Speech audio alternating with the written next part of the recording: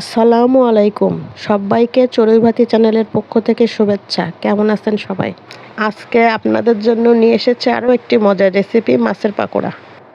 এর জন্য লাগবে ঘরে থাকা যে কোনো মাছ। এর জন্য আমাদের আরও লাগবে পাউরুটির গুঁড়া।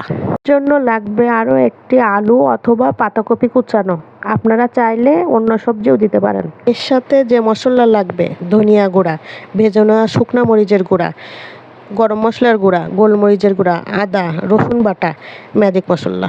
লাগবে 1 চামচ লবণ, লেবুর রস, কাঁচামরিচ, পেঁয়াজ, টমেটো।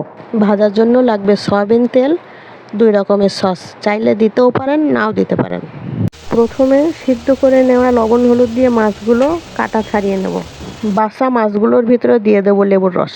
এর ভিতর দিয়ে দেবো শুকনো মরিচের গুঁড়া, দিয়ে দেবো ধনিয়া গুঁড়া, আদা বাটা, রসুন বাটা, গরম মশলার গুঁড়া, ভাজা জিরে গুঁড়া, লবণ, একটি ম্যাজিক মশলা, দিয়ে দেবো কুচানো আলু, এরপর দেবো কুচানো টমেটো, দিয়ে দেবো পেঁয়াজ ও কাঁচামরিচ কুচি, দিয়ে দেবো পাউরুটির গুঁড়া, এরপর দেবো পরিমাণ মতো সয়া সস, পরিমাণ মতো বারবিকিউ সস।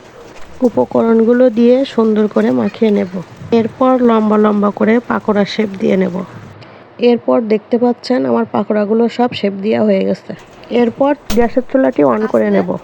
চুলায় তেল গরম হয়ে গেলে পাকোড়াগুলো দিয়ে দেব।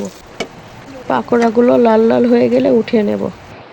আমার ছেলে হাত দিয়ে বোঝাতে চাচ্ছে যে রান্না হয়েছে কিনা। ভাজা হয়ে গেলে পাকোড়াগুলো সুন্দর করে পরিবেশন করব। এটা আপনারা ভাত অথবা চায়ের সাথে খেতে পারেন।